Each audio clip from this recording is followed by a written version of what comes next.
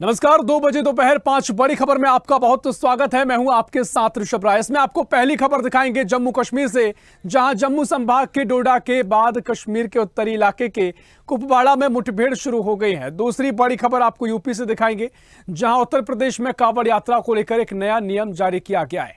आदेश के अनुसार कांवड़ यात्रा में दुकान या ठेले के मालिक को अपना नाम बोर्ड पर लगाना होगा। और तीसरी बड़ी खबर आपको दिल्ली से दिखाएंगे, जहां नीट पेपर लीक मामले में सीबीआई की बड़ी कार्रवाई सामने आई है। सीबीआई ने पटना एम्स के 4 डॉक्टर हिरासत में लिए हैं। और चौथी बड़ी खबर होगी आईएएस ट्रेनी पूजा खेड़कर से जुड़ी हुई, जहां पुणे ग्रामीण पुलिस ने खेड़कर की मां को गिरफ्तार किया है। पांचवी और आखिरी बड़ी खबर आपको राजस्थान से दिखाएंगे, जहां पुलिस इंस्पेक्टर को कैबिनेट मंत्री के खिलाफ अश्लील अमर्यादित शब्दों का प्रयोग करना भारी पड़ गया। तो ये 5 बड़ी खबरें आपको स्वदेश न्यूज की टीवी स्क्रीन पर दिखा रहे हैं। 2 बजे की ये 5 बड़ी खबरें।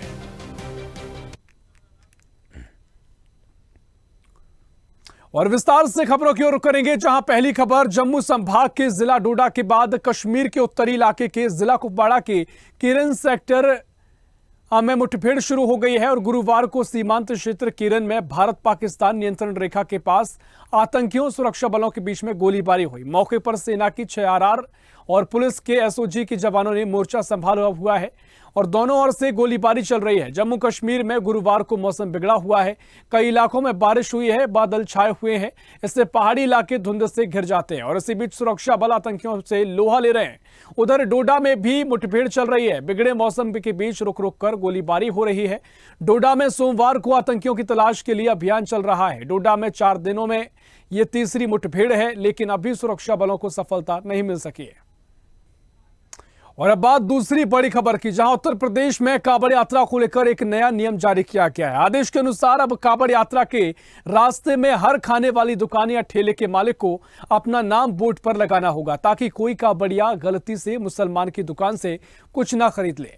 आदेश जारी कर कहा गया है कि यह फैसला कांवड़ियों में किसी भी प्रकार से कंफ्यूजन से बचने के लिए लिया गया है, ताकि किसी प्रकार का आरोप प्रत्यारोप का दौर शुरू ना हो और कानून व्यवस्था बनी रहे। इसलिए इसका निर्देश दिया गया है और सब इसका स्वेच्छा से पालन कर रहे हैं। सपा अध्यक्ष अखिलेश यादव ने मुजफ्फरनगर पुलिस द्वारा जारी आदेश पर सवाल उठाया और जिसमें सभी दुकानदारों से दुकान के बाहर अपना नाम लिखने के निर्देश दिए हैं। उन्होंने कहा कि इस तरह के आदेश से सामाजिक सौहार्द और शांतिपूर्ण वातावरण खराब होगा। उन्होंने इस आदेश सामाजिक अपराध बताते हुए कार्रवाई की मांग की है। और इसी खबर पर और भी जानकारी लेंगे। लखनऊ से हमारे सहयोगी समीर खान हमारे साथ फोन लाइन पर जुड़ गए हैं। समीर, सुबह आपने जो अपडेट दी, जिस तरीके से सरकार का एक बेहतरीन पहल, बेहतरीन फैसला की जो कांवड़िये होंगे उनकी पुष्प वर्षा उनसे की जाएगी, उनका सम्मान किया जाएगा, व्यवस्थाएं की गई है। लेकिन एक उनका आदेश दिया है सरकार ने, जो चर्चा का विषय बन गया है कि जो भी दुकानें पड़ेंगी वो दुकानदार अपना नाम दुकान के बाहर लिखें, ताकि कोई भी जो कांवड़िये हैं वो किसी मुसलमान व्यक्ति की दुकान से सामान ना खरीदे, कोई कंफ्यूजन ना हो, विवाद ना हो। क्या कुछ आदेश के पीछे की वजह है और कितना विवाद आगे पूरा मामला पकड़ सकता है? जी देखिए, जिस तरीके से अखिलेश यादव ने ये ट्वीट किया है तो कहीं ना कहीं माहौल को गरमाने का काम किया है।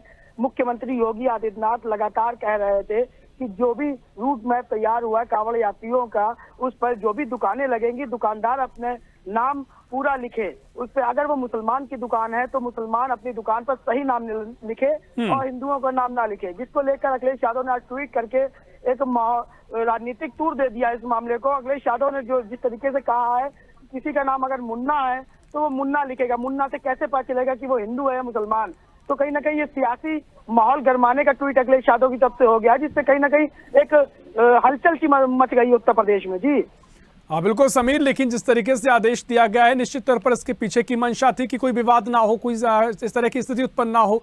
लेकिन अगर अखिलेश यादव ये बात कह रहे हैं और अगर सियासत इस पर गरमाती है तो आगे कितना मामला तूल पकड़ सकता है, क्योंकि अब इस आदेश पर भी सवाल खड़े किए जा सकते हैं। जी बिल्कुल, देखिए आपको बताना मैं चाहूंगा, जिस तरीके से आदेश हुआ था कहीं ना कहीं आदेश सही था, पर कुछ कांवड़िया ऐसे होते हैं जो मुसलमानों की दुकान से सामान नहीं खरीदना चाहते हैं, या उनकी मंशा होती है कि मैं अपने हिंदू भाई की ही दुकान से सामान खरीदूंगा। तो इस तरीके से अगर मेरा नाम मुस्लिम है और मैं हिंदू के नाम से दुकान खोला तो कहीं ना कहीं उसकी भावनाओं को मैं हाथ पहुंचा रहा हूं। तो अगर किसी की भावनाओं को हाथ पहुंचा रहे हैं तो कहीं ना कहीं ये गलत है। इसको लेकर मुख्यमंत्री योगी आदित्यनाथ ने ये आदेश जारी किया था कि जो भी व्यक्ति होटल, दुकान या ठेला कुमचा लगाए तो अपनी दुकान पर सही नाम ना नाम लिखे, ना कि गलत नाम लिखे और कांवरियों को भ्रमित करे। इस तरीके का आदेश कहीं ना कहीं सही माना जा रहा था, लेकिन अखिलेश यादव ने जिस तरीके से ट्वीट किया है तो एक इस तरीके इसको राजनीतिक टूर दे दिया है कि मुन्ना, इस तरीके के बहुत से नाम है, बबलू, कई नाम ऐसे हैं जिनके नाम से पता नहीं चल पाता है कि कौन समुदाय से आते हैं या कौन से धर्म से हैं।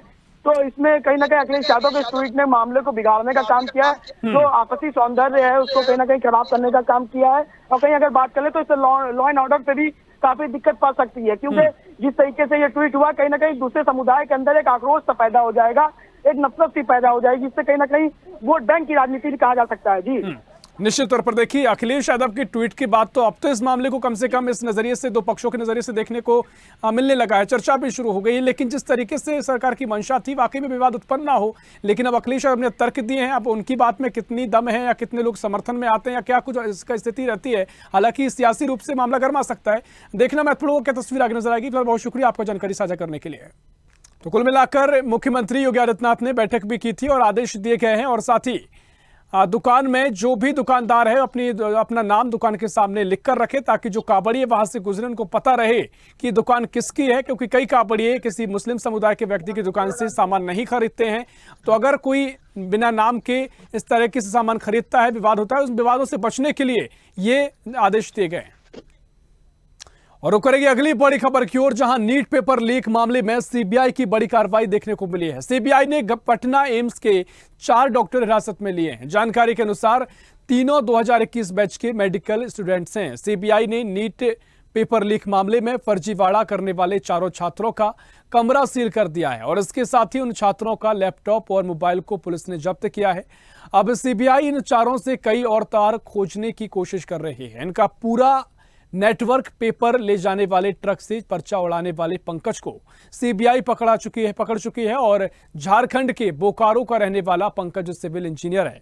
इस पर आरोप है कि इसी ने हजारीबाग से ट्रक से पेपर चोरी करके उसे आगे पहुंचाया था। पंकज को पेपर चोरी का मास्टरमाइंड माना जाता है। तो नीट मामले में सीबीआई ने एक्शन लिया है। सीबीआई ने 3 डॉक्टरों को हिरासत में लिया है, और बता दें कि तीनों डॉक्टर 2021 बैच के मेडिकल छात्र बताए जा रहे हैं। छात्रों का लैपटॉप, मोबाइल बरामद किया गया है। लगातार इस मामले में कार्रवाई देखने को मिल रही है। अब सीबीआई का एक्शन भी देखने को मिला है। बता दें कि सीबीआई ने 3 डॉक्टरों को हिरासत में लिया है। तीनों डॉक्टर 2021 बैच के मेडिकल छात्र हैं, और छात्रों का लैपटॉप और मोबाइल भी बरामद किया गया है। और इसी खबर पर और भी जानकारी लेंगे। दिल्ली से हमारी सहयोगी तनु बालियान हमारे साथ दिल्ली से लाइव जुड़ गई हैं। तनु, जिस तरीके से पूरा मामला लगातार तूल पकड़ रहा है, नीट मामले में 3 डॉक्टर को हिरासत में लिया गया है, और तीनों डॉक्टर 2021 बैच के कहीं के छात्र बताए जा रहे हैं। फिलहाल इस मामले में क्या कुछ एक्शन सीबीआई ने लिया है, आगे क्या कुछ तस्वीर आगे नजर आ सकती है?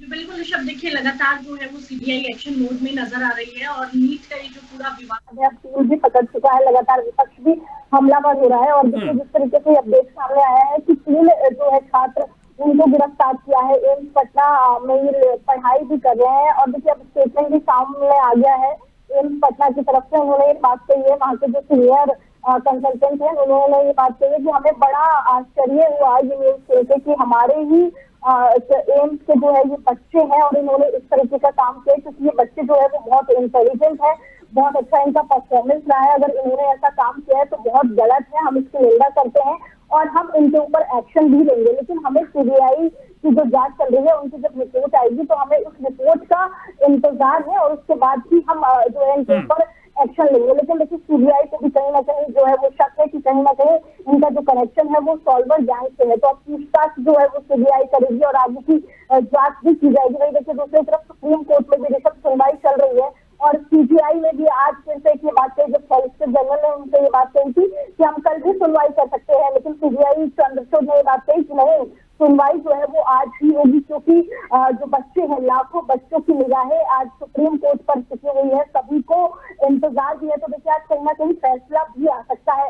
लेकिन सीबीआई लगातार कोर्ट में यही बात कह रहे हैं कि क्या जो एरिया है वो सीमित है, अगर सीमित है तो हम परीक्षा दोबारा नहीं कराएंगे, लेकिन अगर एक्सपैंड हुआ है, एरिया ज्यादा है और ये सब चीजें नहीं है तो हम परीक्षा जो है वो रद्द कर देंगे। लेकिन बार बार फोकस उस चीज पे किया जा रहा है, अगर स्मॉल एरिया है तो हम परीक्षा रद्द बिल्कुल नहीं करेंगे। लेकिन सुप्रीम कोर्ट के बाहर जो इतने लाखों बच्चे खड़े हुए हैं और पेरेंट्स खड़े हुए हैं, और कहीं ना कहीं साथ में खड़े हुए हैं ऋषभ, कि उनके बच्चों के हक में फैसला आज आने वाला है। और देखिए लगभग के बाद फिर से सुनवाई शुरू होगी, और उधर सीबीआई का भी एक्शन जो है वो जारी है, तो देखने वाली बात होगी आज कब की बजाय सुप्रीम कोर्ट पर है कि क्या कुछ आज फैसला जो है वो सुनाया जाता है। निश्चित तौर पर देखिए, ठीक आपने कहा, सुप्रीम कोर्ट के फैसले पर तो सभी की निगाहें हैं, लेकिन जिस तरीके से सीबीआई ने एक्शन भी लिया है, लगातार अगर ये एक्शन में तमाम जो इंजीनियर हैं या फिर जो छात्र हैं जो इस पूरे मास्टरमाइंड इसके बताए जा रहे हैं, जिसमें शामिल बताए जा रहे हैं, गिरफ्तार किया गया। एक तरफ आपने देखा कि केंद्र और एनटीए कह रहा है कि सामूहिक इस पर इंपैक्ट नहीं पड़ा है, लेकिन अगर ऐसे खुलासे होते हैं तो क्या इंतजार और करना उचित हो जाता है कि और भी अगर इसमें कौन कौन लिप्त है, एक बड़ा प्रभाव भी हो सकता है। अब जो इनकार जो सरकार कर रही है कि सामूहिक इंपैक्ट नहीं है, आगे अगर खुलासे हो रहे हैं तो कहीं ना कहीं बहुत नाम जुड़ रहे हैं और कई छात्रों पर इसका इंपैक्ट दिखाई दे रहा है। तनु जी बिल्कुल ऋषभ, बिल्कुल आपने बात बिल्कुल देखिए बिल्कुल सही कही है, क्योंकि ऐसा कोई दिन जाता होगा जब इस केस में नए नए खुलासे जो है वो ना हो रहे हो। आए दिन जो है वो सीबीआई का भी एक्शन मोड जो है वो बिल्कुल दिखाई दे रहा है, और रोज जो है वो ऐसी कहीं ना कहीं से खबर सामने ही आ जाती है कि सीबीआई ने किसी ना किसी को जो है गिरफ्तार कर लिया है। तो ये बात तो देखिए बिल्कुल सही है कि थोड़ा सा इंतजार करना यहाँ पर बिल्कुल वाजिब है, क्योंकि हम नहीं पता लगा सकते। और जिस तरीके से देखिए अभी सुनवाई भी इतनी डिले हो रही थी, वो इसी वजह से हो रही थी क्योंकि कहीं ना कहीं से सुप्रीम कोर्ट भी ये देख रहा था कि एरिया समझा जा सके। लेकिन अब जिस तरीके से खुलासे हो रहे हैं तो ये कहीं ना कहीं इस बात की तरफ इंडिकेशन है कि जो एरिया है वो बहुत ज्यादा बड़ा है, और सीबीआई लगातार एक्शन मोड में। ये अच्छी खबर है, क्योंकि देखिए जिन्होंने ये सब चीजें करी है उससे जो बच्चों का जो फ्यूचर है वो तो स्टेक पे लगा ही हुआ है, क्योंकि इतनी मेहनत करते हैं वो, और देश भर में उन्होंने प्रदर्शन भी किया और उनकी मांग है ये तो एक अच्छी चीज है। और कहीं ना कहीं स्टूडेंट्स भी इससे बहुत खुश है, क्योंकि जब भी मेरी स्टूडेंट से बात हुई थी वो यही कह रहे थे कि हम इस चीज से तो खुश है कि वो पकड़े जा रहे हैं जिन्होंने हमारे साथ गलत किया है, लेकिन सुप्रीम कोर्ट से उनके बहुत ज्यादा आस है, क्योंकि वो फैसला बहुत इंपॉर्टेंट हो जाता है जो सुप्रीम कोर्ट सुनाएगा। निश्चित तौर पर देखिए जो सुप्रीम कोर्ट में सुनवाई भी हो रही है, दलील दी जा रही है, उनका कहना है कि जैसा कि आपने पहले भी जिक्र किया कि जो छात्रों के प्रभावित होने का आंकड़ा है इम्पैक्ट का, वो बहुत बड़ा नहीं है, इसलिए पूरी परीक्षा को रद्द ना किया जाए। लेकिन जब ये सवाल उठे थे, जब पूरा मामला शुरू हुआ था, तूल पकड़ा था, तब भी शिक्षा मंत्री ने कहा था कि क्लीन चिट दे दी थी कि मामले में कोई लापरवाही नहीं बरती गई है, किस तरह के कोई पेपर लीक नहीं हुआ है। तो क्या इस बात को लेकर भी छात्रों में आक्रोश है कि भरोसा पैदा कर पाना वो मुश्किल हो रहा है? जी बिल्कुल ऋषभ, आपने बिल्कुल सही कहा। देखिए छात्रों में बहुत ज्यादा आक्रोश है। मैंने दिल्ली में वो तस्वीरें देखी है, वो रोते बिलखते माँ बाप देखे हैं, वो बच्चे देखे हैं जो ये कह रहे हैं कि इतना आसान नहीं होता है ये एग्जाम देना और इसको क्लियर करना, और आज तक भी ऐसा नहीं हुआ जितना अब हमें फेस करने को मिल रहा है। और कहीं ना कहीं सरकार को लेकर भी वो बहुत ज्यादा निराश थे। जिस तरीके से देखिए सरकार ने भी पहले ये माना कि कोई गड़बड़ी नहीं हुई है, बाद में यू टर्न लिया और कह दिया कि हाँ गड़बड़ी हुई है, हम कार्रवाई करेंगे। तो छात्रों का गुस्सा, और छात्रों से ज्यादा पेरेंट्स का गुस्सा है, क्योंकि सिर्फ छात्रों की मेहनत नहीं है, उनके पेरेंट्स की भी मेहनत है। वो पेरेंट्स जो अपने बच्चों के साथ पूरी रात भर जगते हैं ऋषभ, और इतने बड़े एग्जाम की प्रिपरेशन करना और फिर उसको क्वालिफाई करना अपने आप में बहुत बड़ी बात है। और जिस तरीके से पर्चा लीक जो है वो कहीं ना कहीं से हम देखते हैं, तो कहीं ना कहीं स्टूडेंट्स को ये लगता है कि अब हमें किसी पे भरोसा नहीं है, हमें सिर्फ और सिर्फ सुप्रीम कोर्ट पर भरोसा है। इसलिए आज सुप्रीम कोर्ट के बाहर इतने बच्चे पहुंचे हुए हैं और आंखों में उनके आंसू है कि उनके हक का फैसला जल्द ही आए, क्योंकि वो बहुत हताश है, उनमें हिम्मत नहीं बची है दोबारा जो है वो एग्जाम देने की। लेकिन वो डटे हुए हैं कि कुछ गलत होने से अच्छा है कि हम दोबारा उस चीज के लिए तैयार रहे। निश्चित तौर पर देखिए लगातार आप कवरेज भी करते हैं, जिस तरीके से आपने पूरा विश्लेषण भी किया, वाकई में छात्रों को उम्मीदें भी है और बहुत बड़ी उनके लिए पूरी समस्या है, क्योंकि जिस तरीके से अब लगातार समय भी निकलता जा रहा है तो एक परेशानी और भी उनके सामने खड़ी हो रही है। खैर देखना महत्वपूर्ण होगा सुप्रीम कोर्ट क्या कुछ सुनवाई आगे करता है। फिलहाल बहुत शुक्रिया आपका जानकारी साझा करने के लिए। और रुक करेंगे अगली बड़ी खबर की ओर, जहां आईएएस ट्रेनी पूजा खेडकर को लेकर बड़ी खबर सामने आ रही है। पुणे ग्रामीण पुलिस ने पुणे खेडकर की मां पूजा खेडकर की मां को गिरफ्तार किया है। किसान पर पिस्टल लहराने के आरोप में उन्हें गिरफ्तार कर लिया गया है। इस मामले में पुणे ग्रामीण पुलिस के एसपी पंकज देशमुख ने जानकारी देते हुए बताया कि मनोरमा खेडकर को महाड से हिरासत में लिया गया है। बता दें कि पूजा खेडकर की मां का एक वीडियो वायरल हुआ था। ये वीडियो 2 मिनट का था और इस वीडियो में मनोरमा खेडकर अपने सुरक्षा गार्ड के साथ पड़ोसियों से बहस करती नजर आ रही हैं और इस दौरान उनके हाथ में पिस्टल है और वे एक व्यक्ति पर चिल्ला रही हैं। वह उस व्यक्ति के पास जाती हैं और उसके चेहरे पर बंदूक लहराती हैं। इसके बाद वह बंदूक को अपने हाथ में छिपा लेती हैं। तो किसान पर पिस्तौल तानना अब पूजा खेडकर की मां को महंगा पड़ा है और उनको हिरासत में लिया गया है। और इसी खबर पर और भी जानकारी लेंगे। मुंबई से ब्यूरो चीफ राहुल पुजारी हमारे साथ लाइव जुड़ गए हैं। राहुल, पूजा खेड़कर देश भर में सुर्खियों में बनी हुई हैं, जिस तरीके से वो ट्रेनी आईएएस के रूप में हैं और उनकी पूरी भर्ती को लेकर तमाम सवाल खड़े हो रहे हैं, उनके मेडिकल को लेकर सवाल खड़े हो रहे हैं, लेकिन उनकी मां भी चर्चाओं में है। और जिस तरीके से उनकी मां का वीडियो वायरल हुआ था, किसान को पिस्तौल लहराते हुए उस पर बातचीत कर रही थी, अब इस मामले में एक्शन लिया गया है, इनको गिरफ्तार कर लिया गया है। क्या कुछ अभी तक इस मामले में हुआ है? ऋषभ, मैं बता दूं, वो अपनी माँ के चक्कर में ही उनकी पूरी खोली गई पोल। जिस तरह से उनकी माँ रिवॉल्वर लेके एक मूवी स्टाइल में कंगना रावत की एक पिक्चर आई थी, उस मूवी स्टाइल में जाती थी कंगना रावत, उसी स्टाइल में जाके केरल में उनकी माँ मनोरमा किसानों की जमीन हड़प रही थी और धमकी दे रही थी। वो वीडियो वायरल होने के बाद सोशल मीडिया के बाद फिर उसके बाद पता लगाया गया कि ये आखिर मनोरमा है कौन। तो मनोरमा निकली पूजा खड़गे की माँ। तो पूजा खड़गे वो एक आईएएस ट्रेनी आईएएस अफसर है। तो वहां से जांच जब शुरू होती है तो पूजा के ऊपर आती गाज गिरती है। अब पूजा के सर्टिफिकेट, पूजा के दिव्यांग होने का पूरा मामला, पूजा की एज का मामला, ये सब पूरी एक दायरे में आ जाती है। और ये कहानी शुरू हुई थी पूजा की मां मनोरमा से, जो अगर वो पिस्तौल लेके नहीं जाती और वहां किसानों को नहीं करती, शायद पूजा के पे ये आंच नहीं आती, ये शायद छुपी रहती। लेकिन पहली बार हिंदुस्तान की हिस्ट्री में पहली बार सब ऐसा हुआ है कि कोई आईएएस 11 बार अटेंड दिया है यूपीएससी के एग्जाम। आज तक इतिहास में 11 बार अटेंड देने वाली पहली स्टूडेंट जो है पूजा खेड़कर है। और पूजा खेड़कर के ऊपर जिस तरह से गाज गिर रही है, उसका ये पहली गाज और गिर। उनकी मां गिरफ्तार की गई रायगढ़ तालुका से, जिस तरह से उनको आर्म एक्ट में क्या नाम उनको गिरफ्तार किया गया। और ये स्वदेश न्यूज का प्रभाव है, स्वदेश कंटिन्यू उनको कवर कर रही थी और हम लोगों ने ब्रेक किया था। कुछ दिन पहले आपसे ही बात हो रही थी कि हमने ब्रेक किया था कि पूजा खेड़कर की मां किसानों को भड़का रही है और रिवॉल्वर दिखा दो। वो खबर चलने के बाद ही पूजा खेड़कर पे शिकंजा कसा गया। तो देखिए कहाँ की तार कहाँ जुड़ता है। और देखिए किस तरह से मूवी स्टार, जिस तरह पूजा करके की मां ने किया, आज मूवी स्टार उनको गिरफ्तार भी किया गया रायगढ़ 35 दिन से। निश्चित तौर पर देखिए अब मामला और भी तूल पकड़ेगा, क्योंकि जिस तरीके से उनका वीडियो वायरल हुआ था, अब कार्रवाई कर दी गई है, संदेश भी दिया गया है कि कोई भी हो गिरफ्तार तो किया जाएगा। लेकिन इनके कहीं ना कहीं कुछ राजनीतिक ताल्लुकात भी नजर आते हैं। जो पूजा खेड़कर के पिता हैं वो भी राजनीति में अब सक्रिय हो गए हैं, पूर्व प्रशासनिक अधिकारी रह चुके हैं, और कहीं ना कहीं अब राजनीतिक संरक्षण की बात भी कहीं ना कहीं निकल कर सामने आ सकती है। ये सब देखिए, आम आदमी की तो कोई पहुंच ऐसी हो नहीं सकती कि 11 बार फर्जी अटेंड दे सकता है। ठीक है, कहीं ना कहीं राजनीतिक हैसियत होने के बाद ही ऐसे काम किए जा सकते हैं। कोई छोटा मोटा आदमी ये कर ही नहीं सकता। और जिस तरह से ये दिव्यांग के सर्टिफिकेट बना देना, जिस तरह एज ग्रुप में फर्क आना, 2023 में भी वो 31 साल की थी, आज भी 31 साल की है। तो ये सब पूरा जो दायरा है कोई आम आदमी कर ही नहीं सकता। इसके तहत प्रशासन भी लिप्त होती है और इसके तो ऊपर राजनीतिक दबाव भी होते हैं, तभी ऐसे बड़े बड़े केस मुझाए करते हैं। एक हमारे जैसे आम आदमी लोग पूरी नहीं कर सकते। तो यूपीएससी जो हिंदुस्तान की सबसे बड़ा एग्जाम होता है टेट के बाद, उसमें जब इस तरह की धांधली हो सकती है, ये खुलासा उसकी माँ की वजह से हो भी गया। पता नहीं कितने, मैं ये बात पुष्टि नहीं करता, पता नहीं कितने आईएएस अफसर अगर एक आध तो ऐसे हो तो क्या किया जा सकता है। उनकी जब बाद में पोल खुलेगी तो उनकी तो आधी जिंदगी बीत चुकी होगी, नौकरी कर चुके हैं, तो उनके संग क्या होगा। पूजा खेड़कर तो ट्रेनिंग में इनकी बात खुल गई। तो ऐसे अगर संभावना बड़े लोग ही, बड़े राजनीतिक वाले लोग ही क्या करते हैं।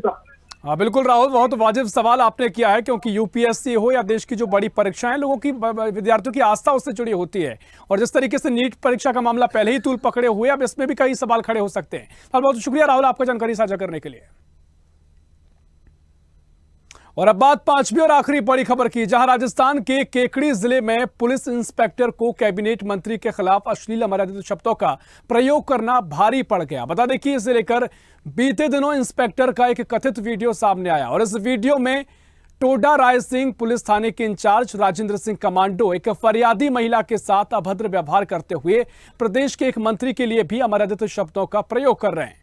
मामला सामने आने के बाद काफी बवाल हुआ और इसके बाद केकड़ी पुलिस से अधीक्षक विनीत कुमार बंसल ने बुधवार को आरोपी इंस्पेक्टर को लाइन हाजिर कर दिया है। दरअसल पूरा मामला बीते दिनों पुलिस थाने में एक महिला अपनी फरियाद लेकर पहुंची थी, जहां इंस्पेक्टर राजेंद्र सिंह महिला पर बुरी तरह भड़क उठे और इसे लेकर एक कथित वीडियो भी सामने आया। हालांकि स्वदेश न्यूज इस कथित वीडियो की पुष्टि नहीं करता है। आपको एक बार और बता दें, स्वदेश न्यूज इस पूरे मामले की, इस वीडियो की जो वायरल हो रहा है, इसकी पुष्टि नहीं करता है। इस वीडियो में महिला इंस्पेक्टर से न्याय दिलाने की गुहार कर रही है और उसके जवाब में इंस्पेक्टर राजेंद्र सिंह महिला को कह रहा है कि मंत्री का फोन क्यों करवाया। अभी मामला तूल पकड़ा है। इंस्पेक्टर का वीडियो वायरल हुआ था। मंत्री के लिए अपशब्द बोलना दरोगा को भारी पड़ा है। तो महिला और मंत्री को लेकर जो अपशब्दों का प्रयोग इंस्पेक्टर ने किया था, अब उन पर कार्रवाई कर दी गई है। इंस्पेक्टर साहब को लाइन हाजिर कर दिया गया है। इस पूरे मामले का वीडियो भी वायरल हुआ था। हालांकि आपको एक बार फिर बताते हैं कि स्वदेश न्यूज इस वायरल वीडियो की पुष्टि नहीं करता है। ये पूरा मामला जहां इंस्पेक्टर का जो वीडियो वायरल हुआ था, जिसमें महिला और मंत्री को जो अपशब्द कहे गए थे, अमर्यादित शब्दों का प्रयोग किया गया था, वो कहना इंस्पेक्टर को महंगा पड़ा है, भारी पड़ा है, लाइन हाजिर कर दिया गया है। तो राजस्थान के केकड़ी जिले का यह पूरा मामला है, जहां महिला और मंत्री को लेकर अपशब्द बोले थे। और इसी खबर पर और भी जानकारी लेंगे। जयपुर से हमारे सहयोगी सद्दाम खान हमारे साथ और भी जानकारी के लिए फोन लाइन पर जुड़ गए हैं। सद्दाम, केकड़ी जिले के इंस्पेक्टर जो कि कुछ दिनों पहले उनका वीडियो वायरल हुआ, जिसमें महिला के साथ अभद्रता करते नजर आए और मंत्री को लेकर भी अपशब्द कहे थे, अब उस पूरे मामले में उनको संज्ञान लिया गया, एक्शन लिया गया और लाइन हाजिर कर दिया गया है। क्या ये पूरा मामला था? वीडियो कितना वायरल हुआ और अब मामले को लेकर क्या अपडेट है? बिल्कुल ऋषभ, आपको बता दूं कि राजस्थान के केकड़ी जिले में पुलिस इंस्पेक्टर को कैबिनेट मंत्री के खिलाफ अश्लील एवं मर्यादित शब्दों का प्रयोग करना भारी पड़ गया। इसको लेकर बीते दिनों इंस्पेक्टर का एक कथित वीडियो भी सामने आया था। इस वीडियो में तोरा सिंह पुलिस थाने के इंचार्ज राजेंद्र सिंह कमांडो एक फरियादी महिला के साथ अभद्र व्यवहार करते हुए प्रदेश के एक मंत्री के लिए भी अमर्यादित शब्दों का प्रयोग कर रहे थे। मामला सामने आने के बाद में काफी बवाल हुआ था। उसके बाद केकड़ी पुलिस अधीक्षक विनीत कुमार बंसल ने बुधवार को आरोपी इंस्पेक्टर को लाइन हाजिर कर दिया। दरअसल बीते दिनों पुलिस थाने में एक महिला अपनी फरियाद लेकर पहुंची थी, जहां इंस्पेक्टर राजेंद्र सिंह महिला पर बुरी तरह भड़क गए थे। इसको लेकर एक कथित वीडियो भी सामने आया था। हालांकि स्वदेश न्यूज ने इस वीडियो की पुष्टि तो नहीं की थी, लेकिन इस वीडियो में महिला इंस्पेक्टर ने न्याय दिलाने की गुहार लगाई थी। उसका जवाब इंस्पेक्टर राजेंद्र सिंह महिला को कह रहा था कि मंत्री को फोन क्यों करवाया। जी ऋषभ, निश्चित तौर पर देखिए, जो भी उन्होंने बातें कही थी अब खामियाजा भुगतना पड़ा और इंस्पेक्टर साहब तो अब लाइन हाजिर भी कर दिए गए हैं। उनको ये पूरा मामला महंगा पड़ा है। फिलहाल बहुत शुक्रिया सद्दाम आपका तमाम जानकारी साझा करने के लिए। और फिलहाल के लिए 2 बजे दोपहर 5 बड़ी खबर में इतना ही। देश प्रदेश की और भी खबरों के लिए देखते रहिए स्वदेश न्यूज, सबसे पहले देश।